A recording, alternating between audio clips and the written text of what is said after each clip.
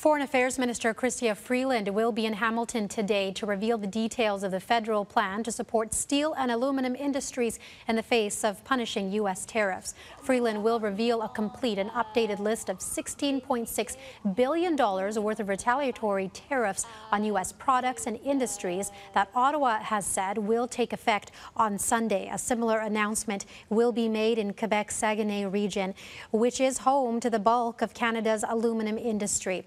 U.S. President Donald Trump has targeted Canadian steel and aluminum makers with tariffs of 25% and 10% respectively on imports from Canada, justifying the move on the basis of national security.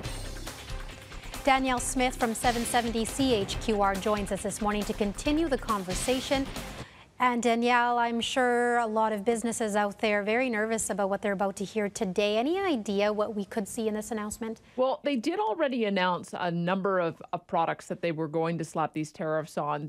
It's taken this time, though, to consult with industry to see whether or not there's some modification. So it's really a modification of a previous announcement.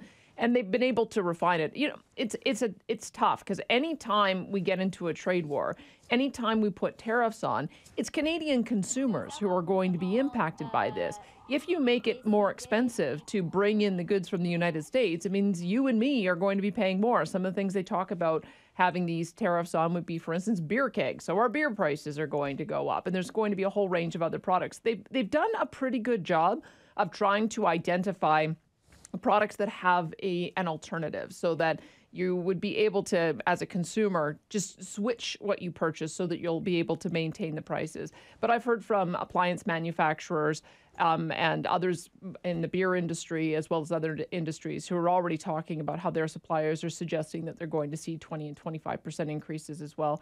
The other aspect to look at, though, is I think there's broad public support for this move. And the reason for that is that you're dealing with a president who isn't afraid to do some controversial and unexpected things. He's now talking about tariffs on European cars. If there were tariffs on Canadian cars, especially with the integration between our two countries, it would have an enormous effect on the Canadian economy. So you can't just sit back and say, okay, well, we can shoulder this one and we won't retaliate because you don't know how it's going to escalate. So it's kind of a tough spot that the federal government is being put in. But I think they're managing this one pretty well. Yeah, definitely a tough one. Okay, thank you so much for your time today, Danielle. My pleasure.